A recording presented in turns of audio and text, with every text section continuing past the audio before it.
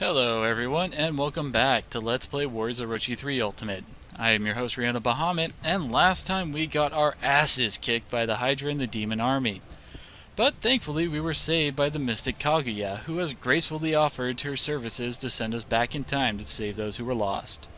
Leeroy, Jenkins, Chao has decided to take her up on that offer to go and save some of his friends.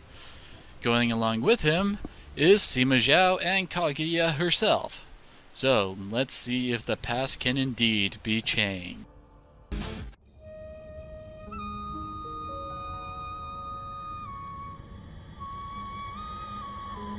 あの時俺は嫌な予感がしていた。なぜ彼らが残り、俺を先に進ませたのか。その意味に気づき、戻った時にはもう。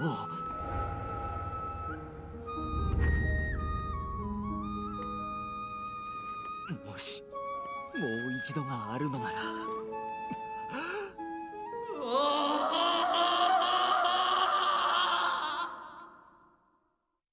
Since these segments with the old guy narrator are pretty much recaps of everything we already know, I am going to be hijacking them to recap stuff we already know, but with the added bonus of being understandable to English speakers. Basically, this is just summarization that Kaguya can send people through time, and Leeroy Jenkins wants to use her powers to go back to Yiling to save the two guys who had unique models. Everybody else was just a cloned redshirt that no one could possibly give a rat's ass about. Naturally, Leeroy's plan involves taking a small group of soldiers and charging the enemy recklessly to solve all of his problems. Of course, it's going to work this time since Godzilla isn't really involved in this encounter. Having a player involved also improves the odds immensely.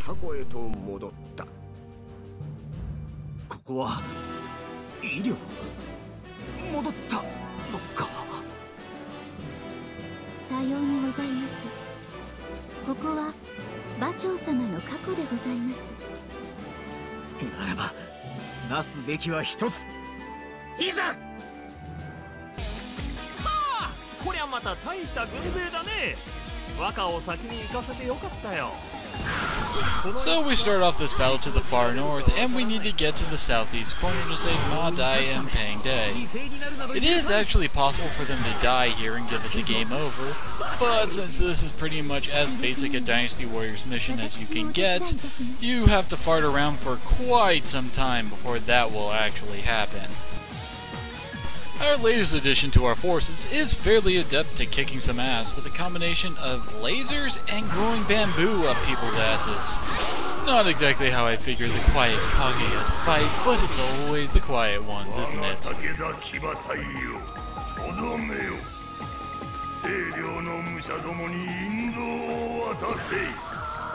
And it looks like our red armored foes from last mission were actually the Takeda cavalry. And they are being mind-controlled by good old Kiyomori. Apparently he has learned some new tricks after dying in Warriors Orochi 2.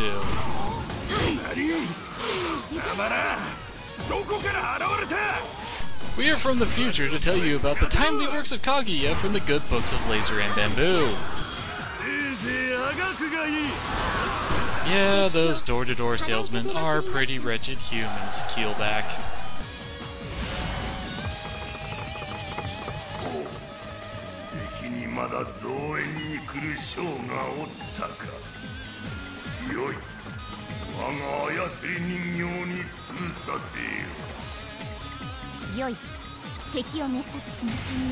Great! Our first run-in with another playable character, and they are being mind-controlled into mindlessly following Kiyomori's orders.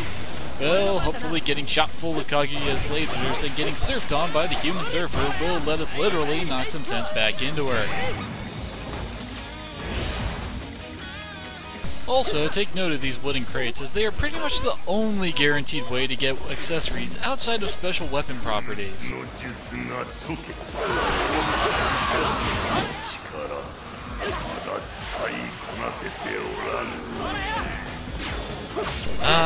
Good old violence solves mind control problems via multiple blows to the head. Of course she can't help us out in this fight, since she is currently nursing multiple gaping wounds and trauma. And after fighting alongside Pang De for a while, Ma Dai is suddenly wondering why a guy from Wei is helping out someone from Shu.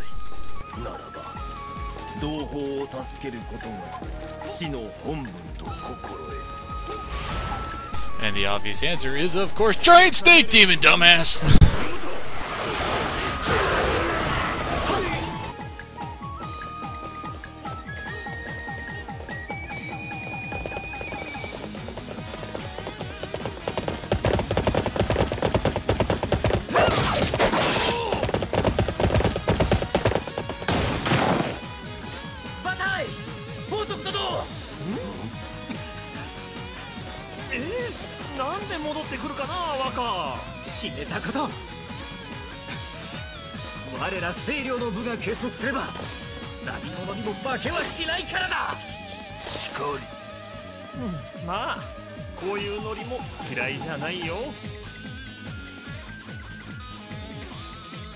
So Leeroy's plan is to run in, tell everyone they are awesome together, and then go charge the enemy.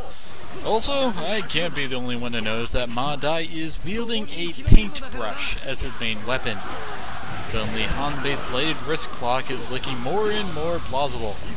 And Pang De apparently saw what his friend was wielding, laughed, and brought out his giant beat stick. At this point, we really don't need to worry about Ma Dai or Pang De dying, since the mission has changed from a rescue mission to kill everyone who shows up as red on the minimap mission.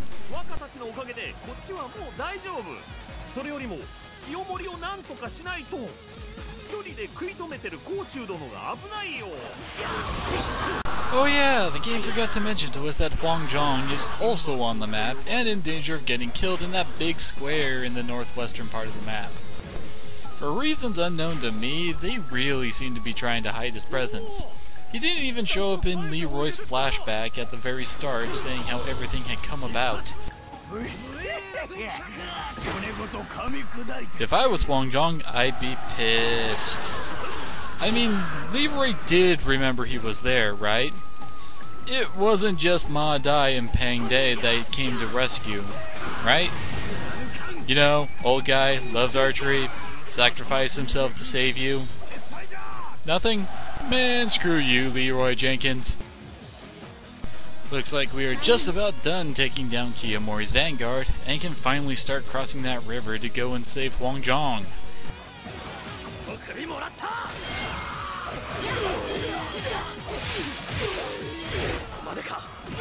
In all honesty, we are pretty over-leveled for this battle, mainly due to the fact that Leeroy and Zhao got all that delicious gold scroll experience, and I fed Kaguya enough growth points to bring her near their level. I am not one to look free levels in the mouth, but it does take a bit of the bite out of the game, especially in the earlier levels, where one gold scroll could easily get a character from level 1 to 15 if you didn't spread the experience out.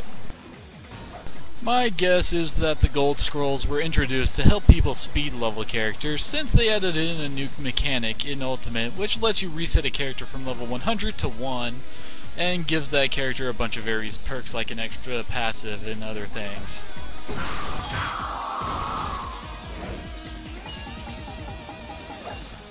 Now that we have managed to cross the river, the entire demon rearguard is now coming for us. Which is a good thing for us, as that means it puts them all in one place so we can just slaughter them all with a nicely timed triple attack. I don't really bother to attack people when doing a triple strike, since just running into them sets them up for the laser, and the more people you kill with it gives you more money and a chance for a rare crystal to buy the big star weapons.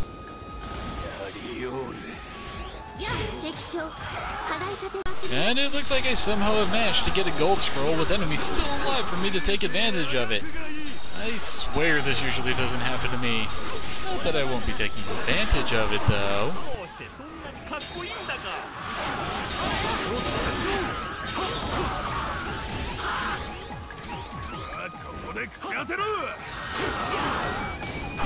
So I think I just went from overlevel to way out of the enemy's league.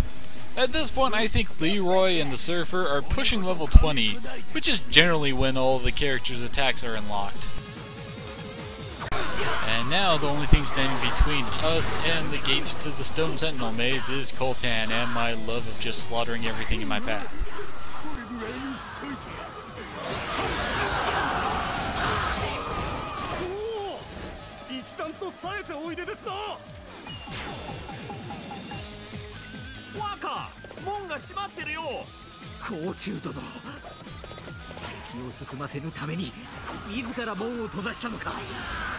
So Wang Zhong went and locked the door to save us, which is now preventing us from saving him. Talk about irony.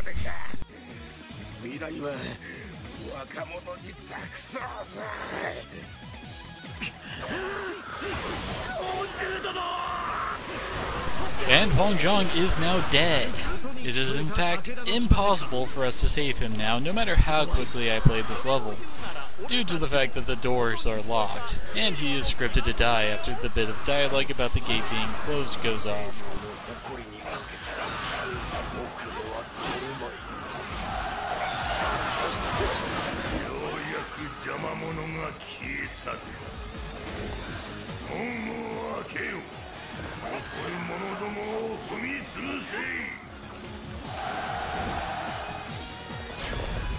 So somehow Wang Zhong's death in the center of the Stone Sentinel maze opens the door at the other end of the area.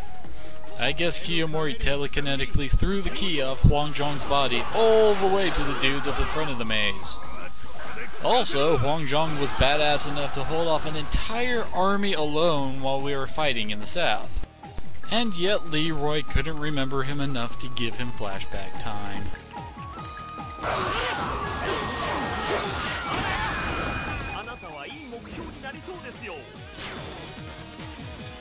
I really have to question naming this place the Stone Sentinel Maze. I see very few Stone Sentinels, and this maze is pretty much a straight path to the center with one very short dead end and an optional roundabout over in the west side of it.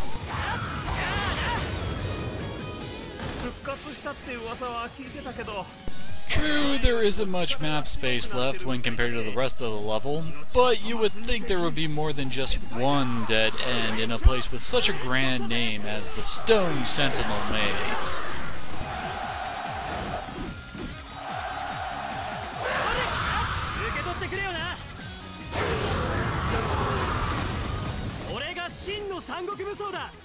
And we just hit 1,000 KOs. Whenever you hit this magic number, the lead character gets their own special line. Most of the Dynasty Warriors say something along the lines of, "I am a true warrior of the Three Kingdoms," while others get something a bit more unique, like Sima Zhao's line right there.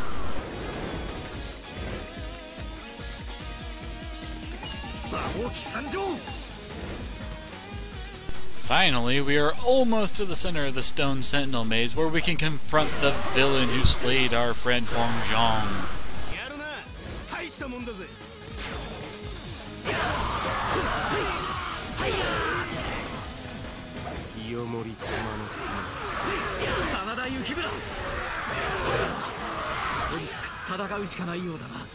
And it's Yukimura Sanada, who is already almost dead since I am really over level now. Should have known he was around with the Takeda Cavalry and Kunoichi being the main enemy forces.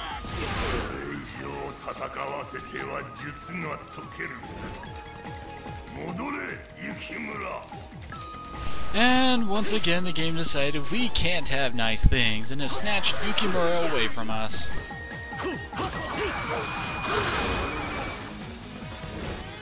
And we're starting to run out of level. There is only one generic officer standing between us and Kiyomori's spiky bald head. Well, one generic officers and a couple hundred foot soldiers. But I mean honestly, who was counting all those foot soldiers? It's not like they can really do damage or anything like that.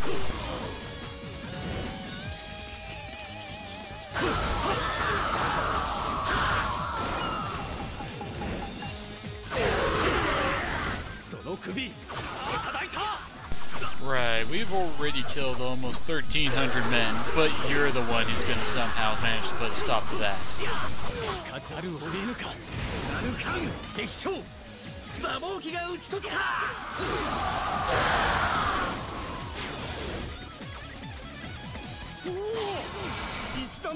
And we gotta start this fight off right with a good old triple strike attack to weaken up Kiyomori.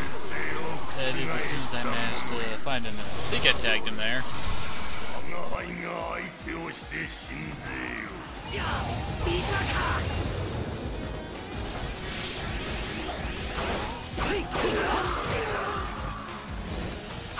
And right here, I barely saved my ass from Kiyomori's Musou attack by activating my own. The user of a Musou attack is completely invincible while the animation is going off, and they can be activated even while taking damage and your feet are on the ground. So it is a very good escape tactic.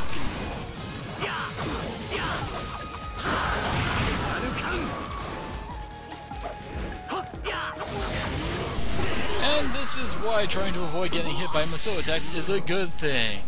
I was at full health before getting hit with that, and I had barely a sliver left after it finished. And remember, I am actually over-leveled for what I should be at this point, so Musou attacks do a lot of damage. And with that, we have successfully changed Madai, Pangde, and Kunoichi's fate. 俺たちを助けてくれた若は俺たちが守った若で、でもその時の俺たちは死んでいて、ああ、降参、わけがわからないよ。いかなる方法であれ、我らは救われた。感謝いたす。これよりはそれがしも共に戦おう。忍びが術にかかるとは面目ない。がっつり働きますんでお許しを。しかし甲冑殿のことは無念であった。本当に救う方法はなかったのであろうか。本当に過去に戻れるとはね。このまま幼女の出現前まで戻っちゃおうよ。そうすれば。それは叶いませぬ。過去へ戻るには今ここにあり、かつその時にも存在した方、その方の過去と今を結ぶ存在の縁をたどる必要がございます。これは細い糸をよすがに大河を渡るがごとくの行為ですが、かの幼女の出現という現象は世界を乱し、時の川に荒波を生んでおります。縁の糸はその波を貫くこと叶いませぬ。旋回の同胞が幼女討滅の方策を探っておりますれば、今は救える方々をお救い申し上げ、お味方を増やされますよう。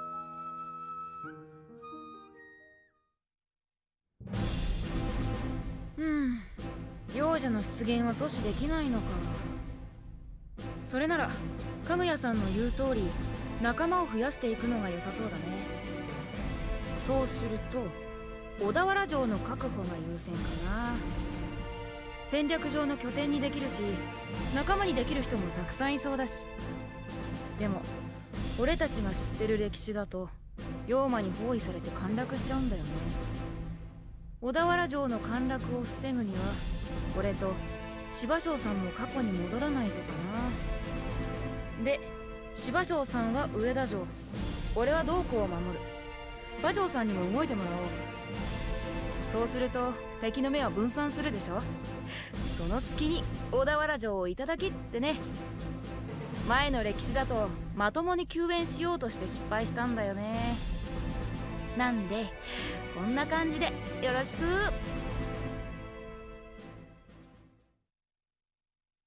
And now we have 3 new recruits to our playable character roster, and I can finally swap out more than one character. So, we just had quite a bit of exposition dumped all over us, and we finally have rules for the time travel. We can't just go anywhere in any time. A person and, I am guessing, a small group of soldiers and the other player characters can only go back along their own time stream, and no going to before the Hydra showed up, because that would be cheating. So the more people we recruit, the more time streams we have access to, which will open up more options to us. which is a game mechanic I really like, honestly. We also have our primary plan for this chapter, recruiting more people to our side and breaking the siege of Odawara Castle so we can make it our primary base. Next time, we will be joining Sima Zhao at Ueda Castle to draw out some of the demon army sieging Odawara Castle. I'm Riona Bahamut, and I hope you will all join me in our next battle, and the next Why the Hell Do We Care About These People?